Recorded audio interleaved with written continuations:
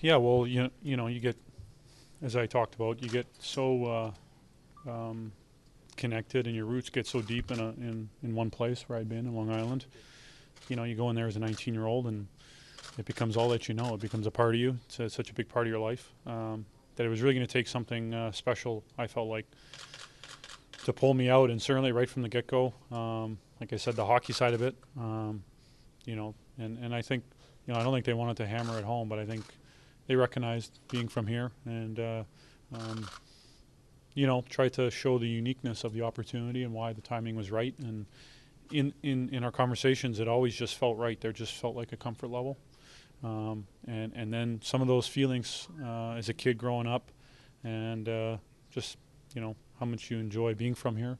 You know, I come home every summer to spend my summers here. Some of those feelings really started to come to fruition, and I couldn't ignore them, and it felt like it was the right thing to do. You don't have to be a savior here. How important is that in terms of your decision? Yeah, that's huge. I think, you know, you realize how hard it is to win in this league. You know, you just look at the finals this year, and just it's an expansion team that no one expected of, and how deep the talent is, how competitive it is. You know how hard it is. So. You need good players and talent around you, and certainly I think with how young that group is here, you know, you'd like to think the trajectory the team and the organization on is on a really good one, and would give you a lot of opportunities to be able to do that. And like you said, I don't have to come in and try to do everything. I just want to be myself, work as hard as I can, commit myself every day, and be the best player and person I can be. John, do you remember your first championship in blue and white? Pardon? Do you remember your first championship in blue and white? It was probably some tournament playing for the Toronto Marlboros, a minor hockey organization. That bantam and minor midget teams were pretty good. I don't think you lost a game, right? I definitely don't remember too many. So we had some good runs, and you know, I think it was 4 or 5 guys from that team played in the NHL. So yeah, I was fortunate to grow up playing for the Marlboros organization and being around some great people and great players. John, was any of the uncertainty in New York, the arena and everything, so did that push you away, even just a slight bit?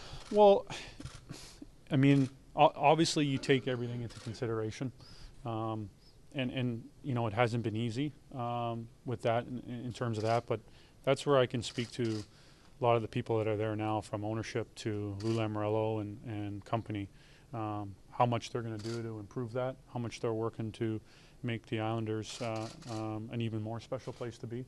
So they're in great hands, and you know, when it started to really come down to it, I think it just became that I just had this feeling that this was the right fit for me, the right thing to do, and it was an opportunity. It was once in a lifetime, I felt like, and I'm just like, you know, why don't you go out there and grab it and take your best shot at it and enjoy it, and very fortunate to be in the position I'm in. John, from the perspective of somebody who grew up as a Leaf fan, what do you think it would mean to this city to win a Stanley Cup?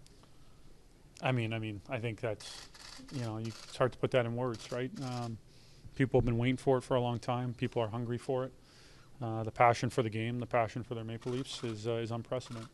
Historically, you've been somewhat publicly unemotional. Publicly, your feelings have not come out, for at least the times I've certainly interviewed you or other people have.